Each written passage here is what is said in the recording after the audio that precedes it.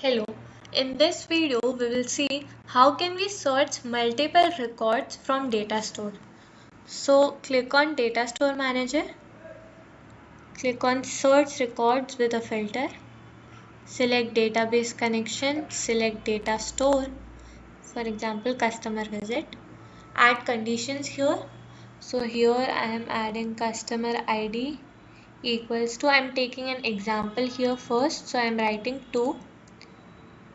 Select sort by, order can be ascending or descending. Here you can also write the limit. I'm changing this to 5. Let's run and save this. Here you can see in the run history, I have a single entry for this particular customer ID, so I have received it here. Now let's change it to the actual variable value and then save this.